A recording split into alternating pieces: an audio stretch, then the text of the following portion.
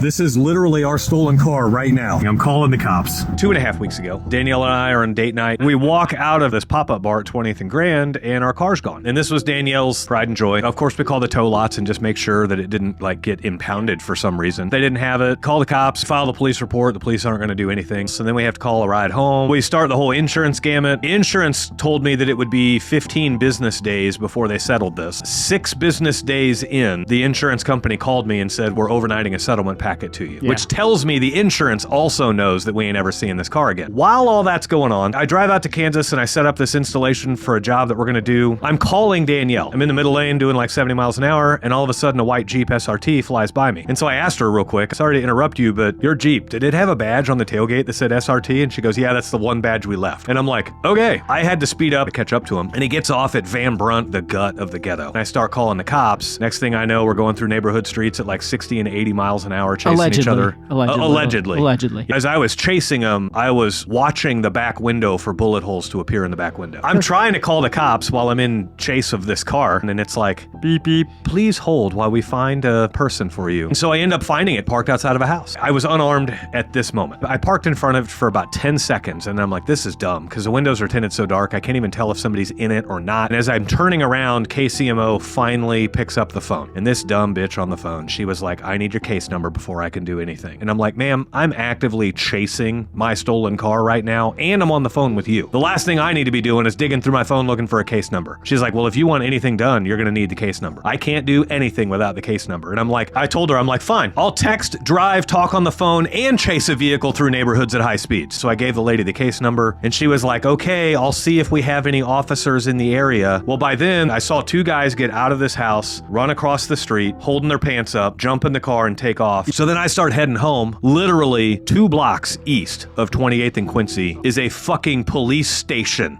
I reluctantly joined this Facebook group, Stolen KC, post the video that I took, pictures of what the car looked like after we had it ceramic coated. It's kind of funny, the interesting comments that are on that. They're like, you mean you were right next to your stolen car and you still don't have your stolen car? And it's like, what do you want me to do? You want me to crash into my car with my truck? In all of that process, I've had countless people message me. The public wants to go be nosy. They want to go do their own CSI stuff. It's wild. Now that we knew the house where the car stopped, my wife and I did go cruise through the area just to see if it's still sitting there. It did Danielle a lot of good to see the car in the video, as trashed as it is, because now that's helped separate Danielle from the attachment that she had to that car. You're trying to not let your pride get in the way. At the same time, if I know my car's there, and if I didn't get off at the exit ramp and I didn't do what I did yesterday, I'm no different than the justice system that I'm bitching about not doing shit.